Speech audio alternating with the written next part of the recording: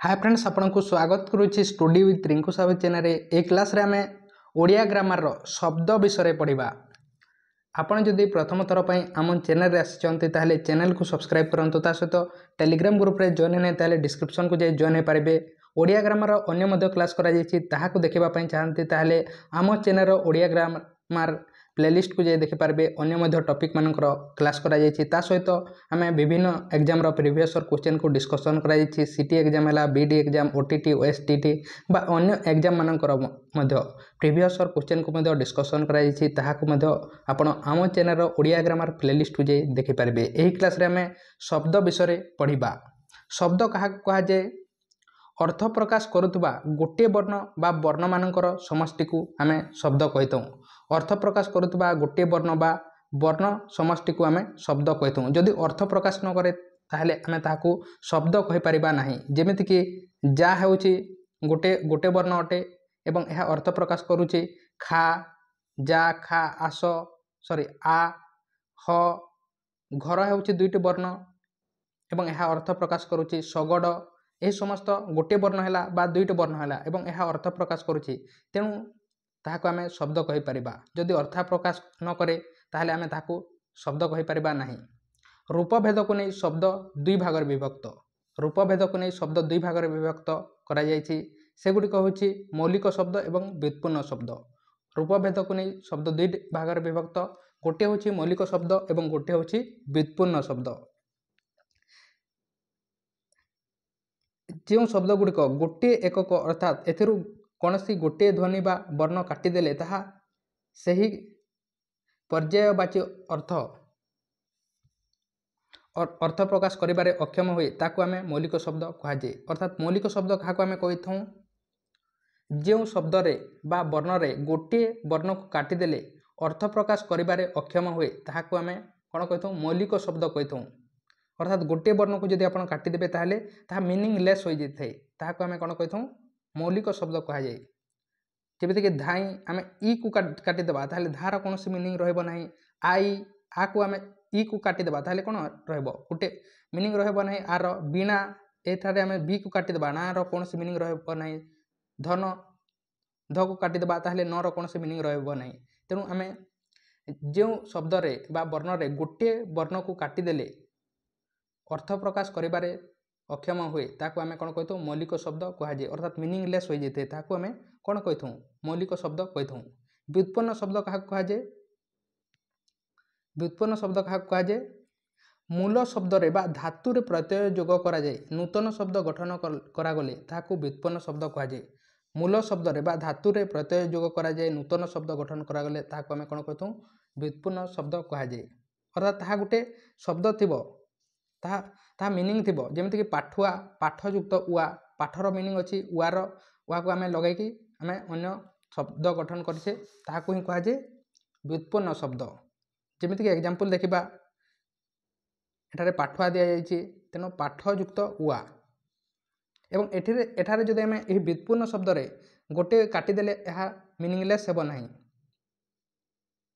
ताहा ऑलरेडी प्रथम मीनिंग ही शब्द थाए एवं ताहा को जदि आमे काटिदेबा ताहले ताहा मीनिंगलेस हेबो नाही। तेणु मूल शब्द रे बा धातु रे प्रत्यय जोग करा जाए नूतन शब्द गठन करा गले ताकू आमे कोन कहिथौ व्युत्पन्न शब्द कहिथौ। प्रकार भेद अनुसार शब्द को आमे केतेटी भाग रे विभक्त करा जायछि। प्रकार भेद अनुसार शब्द को आमे चारोटी भाग रे विभक्त करा जायछि। चारोटी भाग रे विभक्त करा जायछि सेटा होछि तत्सम शब्द, तद्भव शब्द, देशज शब्द एवं वैदेशिक शब्द। गोटे गोटे जानिबा आमे तत्सम शब्द कोन, तद्भव शब्द कोन, देशज शब्द कोन एवं वैदेशिक शब्द कोन। प्रथम जानिबा आमे तत्सम शब्द। तत्सम शब्द माने कोन अटे जेउटा संस्कृत सहित समान ताहाको आमे कोन कहिथौ तत्सम शब्द कहा जाए। तत् ओ सम एही दुईटी शब्दर मिश्रण रे तत्सम शब्द गठित होइछि। एहार अर्थ होइछि ताहा सहित समान।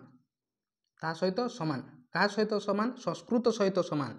संस्कृत सहित समान कारण संस्कृत भाषार केतेक अर्थ अविकल रूप रे ओडिया भाषा रे व्यवहृत होइछि सेगुडी को तत्सम शब्द कहंती। एगुडी हेउछि संस्कृत शब्द गुडीकर परिवर्तित रूप अटे। अर्थात संस्कृत सहित जो शब्दटी समान ताहाको आमे कोन कहिथौ तत्सम शब्द कहिथौ। जेमिति कि एग्जांपल देखिबा नदी, ହସ୍ତି, ନଗ୍ର, ମୂର୍ତ୍ତି, କୂପ, ଘୃତ, ହସ୍ତ, କର୍ଣ୍ଣ, ଘୋଟକ ଏହି ସମସ୍ତ ସଂସ୍କୃତରେ ମଧ୍ୟ ତାହା ହିଁ କୁହାଯାଇଥାଏ ଏବଂ ଓଡ଼ିଆରେ ମଧ୍ୟ ତାହା ହିଁ କୁହାଯାଇଥାଏ। ନଦୀକୁ ନଦୀ ହିଁ କହିଥାଉ ଓଡ଼ିଆରେ ମଧ୍ୟ ଏବଂ ସଂସ୍କୃତରେ କହିଥାଉ ହସ୍ତିକୁ ଓଡ଼ିଆରେ ମଧ୍ୟ ହସ୍ତି କହିଥାଉ ଏବଂ ସଂସ୍କୃତରେ ମଧ୍ୟ ହସ୍ତି କହିଥାଉ। ନଗରକୁ ଆମେ ଓଡ଼ିଆରେ ମଧ୍ୟ ନଗର କହିଥାଉ ଏବଂ ସଂସ୍କୃତରେ ମଧ୍ୟ ନଗର। ସେମିତି ମୂର୍ତ୍ତି, କୂପ, ଘୃତ, ହସ୍ତ, କର୍ଣ୍ଣ, ଘୋଟକ ଏହି ସମସ୍ତ କ'ଣ କୁହାଯାଏ? ତତ୍ସମ ଶବ୍ଦ ବା ସଂସ୍କୃତ ଶବ୍ଦ କୁହାଯାଏ। ଯେଉଁଟା ସଂସ୍କୃତ ସହିତ ସମାନ ତାହାକୁ ଆମେ ତତ୍ସମ ଶବ୍ଦ କୁହାଯାଏ। ତାପରେ ହେଲା ତଦ୍ଭବ ଶବ୍ଦ।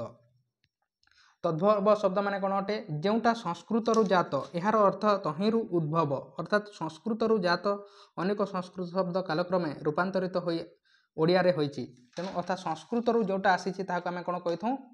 ବା ସଂସ୍କୃତରୁ ଜାତ ଶବ୍ଦକୁ ଆମେ ତଦ୍ଭବ ଶବ୍ଦ କହିଥାଉ। କେଉଁଟା ଅଟେ? ଏକ୍ଜାମ୍ପଲ୍ ଦେଖିବା। ସଂସ୍କୃତ ଶବ୍ଦ ତଦ୍ଭବ ଶବ୍ଦ। ନଦୀରୁ ହୋଇଛି ନଈ ହୋଇଛି, ହସ୍ତିରୁ ହାତୀ ହୋଇଛି, ନଗରରୁ ନଗର ହୋଇଛି। ମୂର୍ତ୍ତି ହେଉଛି ସଂସ୍କୃତ ଶବ୍ଦ, ଓଡ଼ିଆରେ ବା ତଦ୍ଭବ ଶବ୍ଦ କ'ଣ ଅଟେ? ମୂରତି। କୂପରୁ କୂଅ, ଘୃତରୁ ଘିଅ, ହସ୍ତରୁ ହାତ, କର୍ଣ୍ଣରୁ କାନ। এটা ହେଉଛି ସଂସ୍କୃତ ଶବ୍ଦ, ଏଟା ହେଉଛି ତଦ୍ଭବ ଶବ୍ଦ। ସଂସ୍କୃତରୁ ଜାତ ଶବ୍ଦକୁ ତଦ୍ଭବ ଶବ୍ଦ କୁହାଯାଏ। ସେମିତି ଦେଶଜ ଶବ୍ଦ, ଆମ ଦେଶରେ ତିଆରି ହୋଇଥିବା ଶବ୍ଦକୁ କ'ଣ କୁହାଯାଏ? ଦେଶଜ ଶବ୍ଦ କୁହାଯାଏ। ଆମ ଦେଶରେ ତିଆରି ହୋଇଥିବା ଶବ୍ଦକୁ ଦେଶଜ ଶବ୍ଦ କୁହାଯାଏ।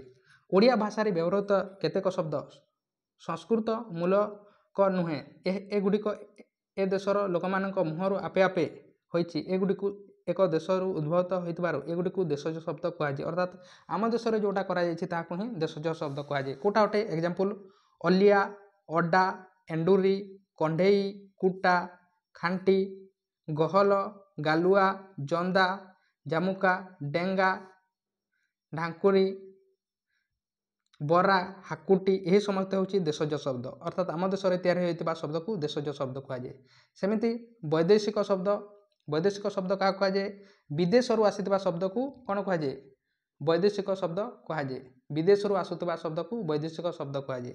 ଦେଖିବା କେଉଁଟା ଅଟେ ବିଦେଶରୁ ଇମ୍ପୋର୍ଟାଣ୍ଟ ଅଟେ ଏହି ବୈଦେଶିକ ଶବ୍ଦ। ଏଠାରୁ ହିଁ ଏକ୍ଜାମ୍ରେ ଗୋଟିଏ କ୍ୱେଶ୍ଚନ୍ ପ୍ରତି ଯେଉଁଠାରେ କି ଓଡ଼ିଆ ଗ୍ରାମାରର ସିଲାବସ୍ ଦିଆଯାଇଛି ସେଠାରେ ପ୍ରତି ଏକ୍ଜାମ୍ରେ ଆସିଥାଏ। ଆରବୀ ଶବ୍ଦ କେଉଁଟା ଅଟେ? ଆଇନା, ଅକଲ, ଅମିନ, ଅଚାନକ, ଇସ୍ତଫା, ଓକିଲ, କାଇଦା, ଜୁଲୁମ, ଜରିମାନା, ଜମିଦାର, ଦିମାଗ, ନଗଦ ଏହି ସମସ୍ତ କ'ଣ ଅଟେ? ଆରବୀ ଶବ୍ଦ ଅଟେ। ଆରବୀ ଶବ୍ଦ ଆଇନା, ଅକଲ, ଅମିନ, ଅଚାନକ, ଇସ୍ତଫା, ଓକିଲ, କାଇଦା, କୁଲୁମ, ଜରିମାନା, ଜମିଦାର, ଦିମାଗ, ନଗଦ ଏହି ସମସ୍ତ ଶବ୍ଦ କ'ଣ ଅଟେ? ଆରବୀ ଶବ୍ଦ ଅଟେ। ସେମିତି ଦେଖିବା ପାର୍ସୀ ଶବ୍ଦ। କେଉଁଟା ପାର୍ସୀ ଶବ୍ଦ ଅଟେ? ପାର୍ସୀ ଶବ୍ଦ କେଉଁଟା ଅଟେ?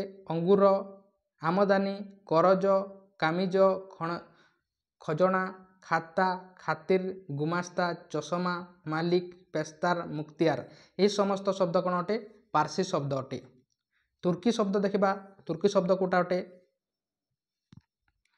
ତୁର୍କୀ ଭାଷାରୁ ଯେଉଁଟା ଆସିଛି ଗାଲିଚା, ତୋପ, ବନ୍ଧୁକ, ବାରୁଦ, କୁଲି ଏହି ସମସ୍ତ ତୁର୍କୀ ଶବ୍ଦ ଅଟେ। ନେକ୍ସଟ ଦେଖିବା ପର୍ତ୍ତୁଗୀଜ ଶବ୍ଦ। ଆଚାର, କୋବି, ନିଲାମ, ଇସ୍ତ୍ରୀ, ବିସ୍କୁଟ, କିରାଣୀ, ପିସ୍ତଲ, ବେହେଲା, ଫିତା, ବୋତାମ ଏହି ସମସ୍ତ କ'ଣ ଅଟେ? ପର୍ତ୍ତୁଗୀଜ ଶବ୍ଦ। ତାପରେ ଦେଖିବା ଇଂରାଜୀ ଶବ୍ଦ। ଇଂରାଜୀ ଶବ୍ଦ କେଉଁଟା ଅଟେ? Advocate, table, chair, engine, tyre, ticket, bench, ଡାକ୍ତର, machine, canal, post office, line, peon, college ଏହି ସମସ୍ତ କ'ଣ ଅଟେ? ଇଂରାଜୀ ଶବ୍ଦ ଅଟେ।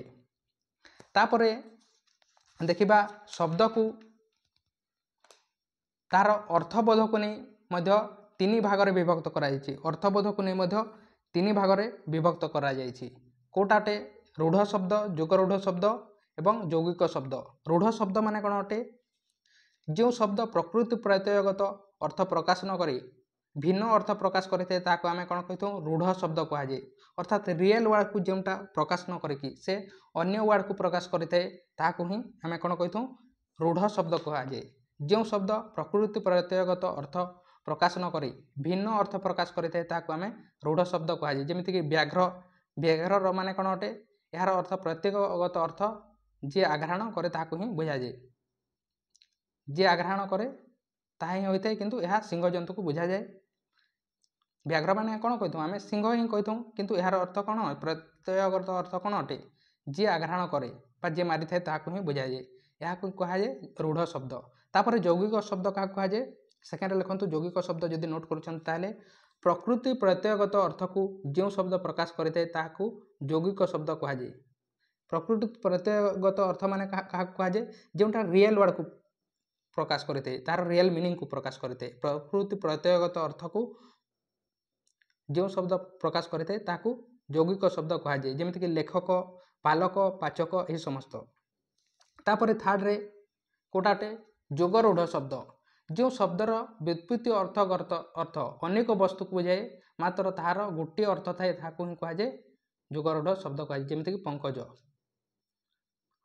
तेणु यह थिला शब्द विषय आशा करुच्ची आपन बुझीपारे नेक्स्ट पार्ट रे आमे अन्य पढ़ा आपन जदि चैनल को सब्सक्राइब करना है सब्सक्राइब करूँ टेलीग्राम ग्रुप रे जॉइन नहीं डिस्क्रिप्शन को जाए आप जॉइन पारे लाइक करना है लाइक करूँ और अन्य क्लास देखापी आप प्लेलिस्ट को जाए देखिपारे तेणु थैंक यू।